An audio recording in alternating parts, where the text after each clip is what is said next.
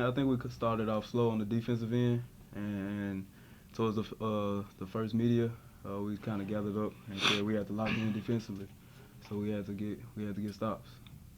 I would say I started once we started to get stops, like 3 stops in a row.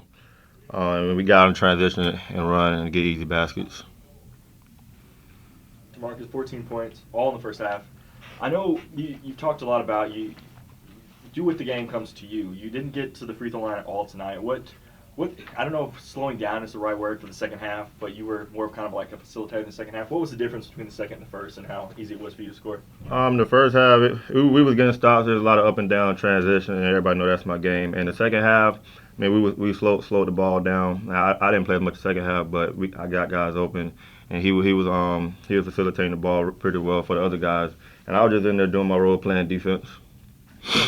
A little bit more about the defense, guys, and this is for both of you. You guys had 11 steals, I think, had forced 11 turnovers, had only committed 2. Finished the game, I think, what? 12 and 4. Yeah, 12 and 4, just on steals, and then turnovers, 18 and 5.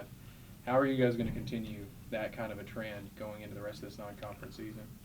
That's been our main focus ever since we came back from the trip, was to focus on the defensive end, and every day we've been going hard, and it's kind of showed tonight. Well, guys, what have practices been like? When with all the all this emphasis being placed on defense, have they been intense practices, or what kind of practices have you guys undertaken? The practices they've been very intense, focusing on the defensive end, because we did a bad job up in Ohio on the defensive end. We just want to make the corrections, and so it's been very intense the past few days in practice. Both of you guys were here last year. A lot's changed in a year. A&M kind of lost at the buzzer there when Jeff had to block. This year you guys have a big run-out win, and now you follow up with SIU. How's it starting to feel just from last season to this season? Are you starting to see a really big difference? I think I am personally. We just have to carry over this energy from this game and bring it over to the next game and throughout the season. So we just have to focus on the defensive end. Jonathan, you've been scoring it well this season. Was there an effort to kind of distribute more in the first half? It seems like that was the mindset. I just let the games come to me.